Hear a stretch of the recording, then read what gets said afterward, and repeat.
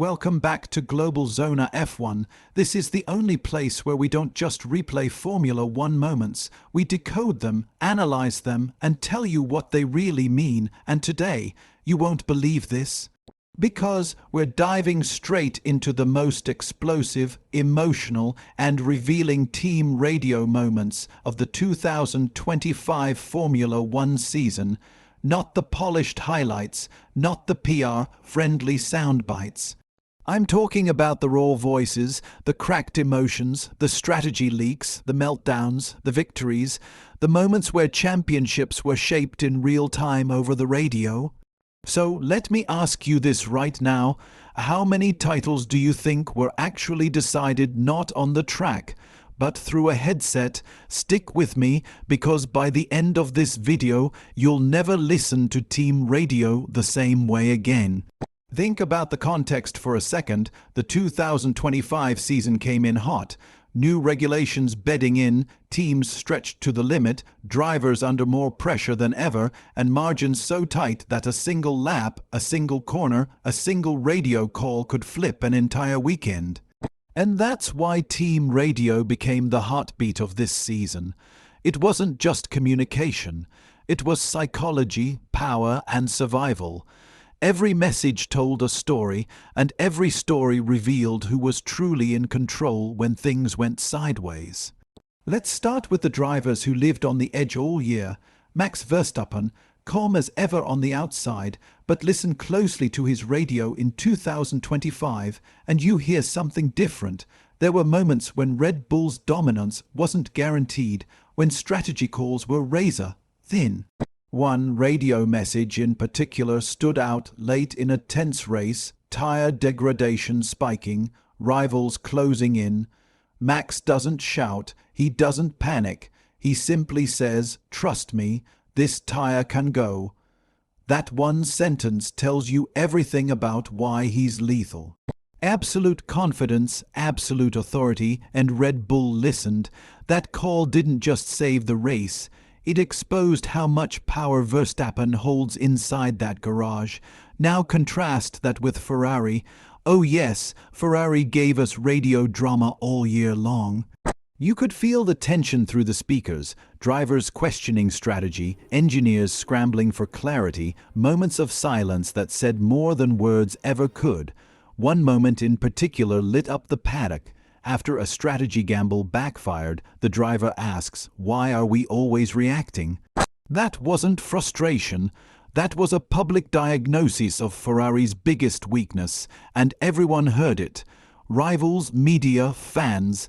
This wasn't just a radio message, it was a crack in the armor. McLaren, on the other hand, gave us something different in 2025. Their radios were sharp, confident, almost surgical. Lando Norris delivered some of the most underrated team radio moments of the season. Calm under pressure, asking the right questions, pushing back when necessary. There was one moment in a chaotic wet race where Lando says, "If we box now, we lose the race." That's not a driver talking, that's a strategist, and when the team hesitated, he doubled down, they listened. Podium secured. That single exchange showed you McLaren's evolution, from fast outsiders to serious championship thinkers. But if you want pure emotion, nothing, and I mean nothing, beats the breakthrough moments. Think about the midfield teams fighting for relevance. A driver crossing the line for a first podium, voice cracking, barely able to get the words out. Engineers cheering, crying, screaming over the radio. These are the moments that remind you why Formula One matters. One message in 2025 summed it up perfectly. We did it against everyone. That wasn't just about a race result. That was about years of grinding, doubters, budget caps, late nights in the factory. Team Radio turned that moment into history. Now pause with me right here, because you might think you already know how these moments play out. You hear the radio, you see the highlights, and you move on. But the official broadcasts only give you half the story. What my sources inside the paddock are saying is where things get really interesting, because behind many of these radio moments were internal debates, disagreements, even power struggles that never made it to air. And that's what we're breaking down right now. Take Mercedes in 2025. The radio messages sounded calm, professional, controlled, but listen between the lines. When a driver asks the same question twice and doesn't get a straight answer, that tells you something. When an engineer says, "We're checking," over and over again, that's not data, that's uncertainty. There was one critical race where a delayed response cost track position, and you could hear the realization hit in real time. Silence, then a quiet, "understood." That moment wasn't loud, but it was devastating, because in Formula One, hesitation is defeat. Aston Martin gave us some of the most fascinating radios of the year. Ambition colliding with reality, drivers pushing for more performance, engineers balancing risk versus reward. One radio exchange after a near miss summed up their entire season. "We're faster than them, but not enough." That line tells you everything. Potential without execution, speed without consistency, and rivals were absolutely listening, because team radio isn't private, it's intelligence. And then there were the explosive moments, tempers flaring, drivers calling out traffic, strategy, even teammates. One heated exchange went viral instantly when a driver snapped, "Tell him to race me, not manage me." That wasn't just anger, it was a declaration. A refusal to play the long game, and the fallout from that message lasted for weeks inside the team. Trust shaken, lines redrawn, all because of one sentence broadcast to the world. Now let's talk about the championship, defining radios. Late season, pressure at maximum, every point matters. This is where voices shake, where mistakes creep in. One leader hears that a rival has retired and simply responds, "Focus." That's championship mentality. Another hears bad news and immediately pushes harder, ignoring tire warnings. That's desperation, and you can hear the difference. Team radio becomes a psychological profile, live and unfiltered. So what does all of this really mean?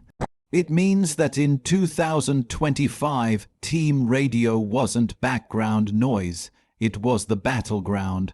Drivers who controlled the radio controlled the race.